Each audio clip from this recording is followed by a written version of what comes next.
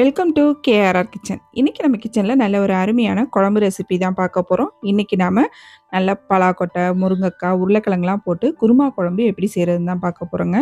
Taste ரொம்ப அருமையாக இருக்கும். இப்போ இந்த குழம்பு எப்படி செய்கிறதுன்னு நம்ம வீடியோக்குள்ளே போய் பார்ப்போம். அதுக்கு முன்னாடி நம்ம சேனலை இப்போ தான் ஃபஸ்ட் டைம் பார்க்குறீங்கன்னா சப்ஸ்கிரைப் பண்ணி வச்சுக்கோங்க. கூடவே பெல் சிம்பிள் ப்ரெஸ் பண்ணி ஆளுங்கிற ஆப்ஷனையும் ப்ரெஸ் பண்ணி வச்சுக்கோங்க. அப்போ தான் நான் போகிற வீடியோஸ் எல்லாம் உங்களுக்கு தொடர்ந்து நோட்டிஃபிகேஷனில் உடனுக்குடனே கிடச்சிக்கிட்டு இருக்கும். இப்போ வாங்க இந்த குருமா குழம்பு எப்படி செய்கிறதுன்னு பார்த்துடலாம்.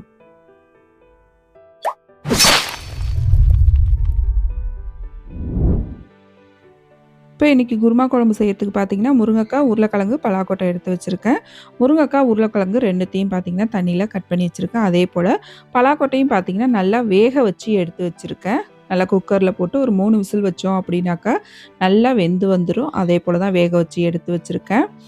இப்போ குழம்பு எப்படி செய்கிறதுன்னு பார்ப்போம் வாங்க. நல்லா வேக வச்சு எடுத்து வச்சுக்கோங்க பலாக்கொட்டையை. இப்போ இந்த குழம்புக்கு வெங்காயம் பார்த்தீங்கன்னா சின்ன வெங்காயம், பெரிய வெங்காயம் 2மே கட் பண்ணி வச்சுருக்கேன். அதே போல் 2 தக்காளி கட் பண்ணி வச்சுருக்கேன். காய்கறி பார்த்தீங்கன்னா முருங்கைக்காய், உருளைக்கிழங்கு மட்டும் இல்லைங்க. இதுக்கு பதிலாக நீங்கள் வாழைக்காய், கத்திரிக்காய், அப்புறம் சொரைக்காய் இது போல் காய்கறியும் சேர்த்து இந்த குழம்பு வைக்கலாம். ரொம்ப அருமையாக இருக்கும். இப்போ குழம்பு தாளித்து விட்டுருவோம். அதுக்கு பார்த்தீங்கன்னா அடுப்பில் ஒரு கடாய் வச்சுருக்கேன். இதில் ஒரு 2 டீஸ்பூன் அளவுக்கு எண்ணெய் சேர்த்துக்கிறேன்.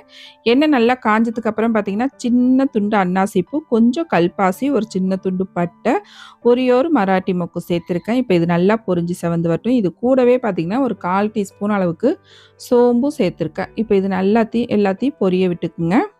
பொரிஞ்சதுக்கப்புறம் நம்ம கட் பண்ணி வச்சுருக்க வெங்காயத்தை சேர்த்துக்கும். இது வந்து நீங்கள் ஃபுல் அண்ட் ஃபுல் சின்ன வெங்காயம் சேர்த்து கூட செய்யலாம். அதுவுமே டேஸ்ட்டு நல்லாயிருக்கும்.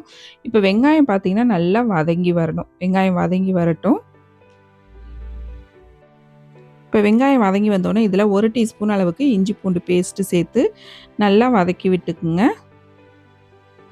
அந்த இஞ்சி பூண்டோட பச்சை வாடை போகணும். ஒரு 2 செகண்ட் வதக்கி விட்டிங்கன்னா போதும்.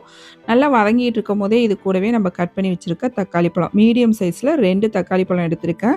அதையும் இது கூட சேர்த்துக்கிறேன். இந்த குழம்புக்கு நம்ம புளிலாம் எதுவுமே சேர்க்க மாட்டோம். அதனால பார்த்தீங்கன்னா தக்காளி பழம் கொஞ்சம் அதிகமாக சேர்த்துக்கிட்டிங்கன்னா நல்லாயிருக்கும். நல்லா 2 பழம் சேர்த்துருக்கேன்.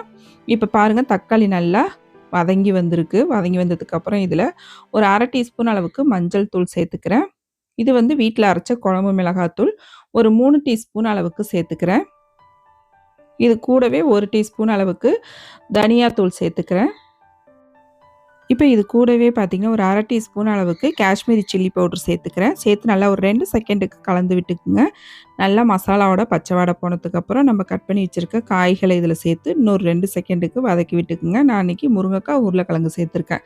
பலாக்கொட்டையை பார்த்திங்கன்னா நம்ம வேக வச்சு வச்சாச்சு. அதனால் அதை இப்போதைக்கு சேர்க்க வேணாம். நம்ம குழம்பு கடைசியாக இறக்க போகிறப்ப சேர்த்துக்கிட்டா போதும். இப்போ இதை நல்லா ஒரு 2 செகண்டுக்கு வதக்கி விட்டு இப்போ குழம்புக்கு தேவையான அளவு தண்ணி சேர்த்துக்குவோம்.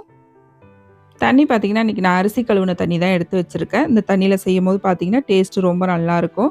ஃபஸ்ட்டு ஒரு தடவை அரிசியை கழுவி தண்ணியை ஊற்றிடணும். அதுக்கப்புறம் நல்ல தண்ணி ஊற்றி கழுவி அந்த தண்ணியை எடுத்து வச்சு அந்த தண்ணியில் தான் குழம்பு செய்யணும். இப்போ தேவையான அளவு தண்ணி ஊற்றி நல்லா கலந்து விட்டுருங்க. இப்போ குழம்புக்கு தேவையான அளவு உப்பு இதில் சேர்த்துக்குவோம். உப்பு சேர்த்து நல்லா கலந்து விட்டு உப்பு, காரம் எல்லாம் போதுமான்னு பார்த்துக்குங்க. தேவைன்னா இந்த ஸ்டேஜில் நீங்கள் சேர்த்துக்கலாம். சேர்த்து நல்லா கலந்து விட்டு ஒரு மூடி போட்டு நல்லா ஒரு 10 நிமிஷத்துக்கு இந்த குழம்ப கொதிக்க விடுங்க. நம்ம சேர்த்த காய்கறியும் நல்லா வெந்து வரணும். வெந்து வர வரைக்கும் இது நல்லா கொதித்து வரட்டும். இப்போ குழம்பு கொதிச்சிட்டு இருக்கும்போது இதுக்கு ஒரு நம்ம தேங்காய் பேஸ்ட் அரைச்சிக்குவோம். அதுக்கு 1/2 கப் அளவுக்கு தேங்காய் துருவல் எடுத்திருக்கேன். இதில் பார்த்தீங்கன்னா ஒரு 1/2 டீஸ்பூன் அளவுக்கு சீரகம் சேர்த்துக்கிறேன். 1/2 டீஸ்பூன் மிளகு, 1 டீஸ்பூன் அளவுக்கு சோம்பு சேர்த்துக்கிறேன். இது கூடவே 1 டீஸ்பூன் அளவுக்கு கசகசா சேர்த்துக்கிறேன். கசகசா இருந்தால் சேர்த்துங்க, அப்படி இல்லைன்னா தேவையில்ல. சேர்க்கும் போது பார்த்திங்கன்னா டேஸ்ட்டு ரொம்ப நல்லாயிருக்கும். நமக்கு மட்டன் குழம்பு சாப்பிட்ற மாதிரி நல்லாயிருக்கும் டேஸ்ட்டு. இப்போ நல்லா நைஸாக அரைச்சி எடுத்துகிட்டு வந்துட்டேன். குழம்பும் பாருங்கள் கொதித்து நல்லா காய்கள்லாம் வெந்து வந்துருச்சு. இப்போ நம்ம அரைச்சி வச்சுருக்க தேங்காய் விழுதை இதில் சேர்த்துக்குவோம். தேங்காய் பேஸ்ட்டு சேர்த்துட்டு கொஞ்சமாக தண்ணியும் கழுவி சேர்த்துக்கிறேன். இப்போ நம்ம வேக வச்சு வச்சுருக்க அந்த பலாக்கொட்டையும் இதில் சேர்த்துக்குவோம். சேர்த்து நல்லா எல்லாத்தையும் கலந்து விட்டுருங்க. நல்லா கலந்து விட்டு பார்த்திங்கன்னா குழம்பு இன்னொரு 5 நிமிஷத்துக்கு நல்லா கொதிக்கணும். நம்ம மிளகு ஜீரகம்லாம் பச்சையாக தான் சேர்த்து அரைச்சிருக்கோம். அதோட பச்சை வாடை போகணும். அது வரைக்கும் பார்த்திங்கன்னா அந்த குழம்ப ஒரு 5 நிமிஷத்துக்கு நல்லா கொதிக்க விடுங்க. கொதிச்சிட்டு இருக்கும் போதே இதிலே பார்த்திங்கன்னா ஃப்ரெஷ்ஷாக கருவேப்பிலை கொத்தமல்லியும் தூவி விட்டுக்குவோம். இப்போ குழம்பு நல்லா கொதிக்கட்டும். குழம்பு இந்த பக்குவத்துக்கு இருந்துச்சுன்னா நமக்கு நல்லாயிருக்கும். இது கொதிச்சு வரும்போது பார்த்தீங்கன்னா, கொஞ்சம் இன்னும் திக்காவே ஆகும். இப்போ குழம்பு பாருங்க நல்லா கொதிச்சு எண்ணெய் பிரிஞ்சும் வந்துருச்சு. ரொம்ப அருமையா சூப்பரா ரெடி ஆயிடுச்சு. நம்ம மட்டன் குழம்பு செய்ற மாரி நல்லா கம கமன்னு வாசனையோட ரொம்ப அருமையா இருக்குங்க. குழம்பு பாருங்க இந்த பக்குவத்துக்கு வச்சுக்குங்க. சாப்பாட்ல போட்டு சாப்பிடுறதுக்கும் சரி, இட்லி, தோசை, சப்பாத்தி, பூரின்னு எல்லாத்துக்குமே ரொம்ப அருமையா இருக்கும் இந்த குருமா குழம்பு. ஆப்பம், இடியாப்பத்துக்கு கூட ரொம்ப அருமையா இருக்குங்க. நீங்களும் இந்த குருமா குழம்ப இதே போல ட்ரை பண்ணி பாருங்க. இதே போல பார்த்தீங்கன்னா, நம்ம சேனல்ல நெறைய குழம்பு வெரைட்டிலாம் போட்டிருக்கேன். இன்னைக்கு இந்த குழம்புக்கு சைட் டிஷ்ன்னு பார்த்தீங்கன்னா, நான் வந்து வெண்டிக்காய், முட்டை பொரியலும், அதுக்கப்புறம் பார்த்தீங்கன்னா, காலிஃப்ளவர் 65 தான் வச்சிருந்தேன். ரொம்ப அருமையா இருந்துச்சு. இந்த 2 ரெசிபியுமே நம்ம சேனல்ல ஏற்கனவே போஸ்ட் பண்ணியிருக்கேன். அதோட லிங்க் வந்து நான் டிஸ்கிரிப்ஷன்ல குடுக்குறேன். தேவைப்படுறவங்க செக் பண்ணிக்கங்க. இந்த குருமா குழம்ப நான் இன்னைக்கு சொன்னது போல நீங்களும் ட்ரை பண்ணி பாருங்க. ட்ரை பண்ணி பார்த்துட்டு எப்படி இருக்குன்னு எனக்கு கமெண்ட் பண்ணுங்க. என்னோட இந்த ரெசிபி பிடிச்சிருந்ததுன்னா லைக் பண்ணுங்க, ஷேர் பண்ணுங்க. மறக்காம நம்ம கேஆர்ஆர் கிச்சன சப்ஸ்கிரைப் பண்ணி வச்சுக்கோங்க. நாளைக்கு வேறொரு ரெசிபியோட சந்திப்போம்.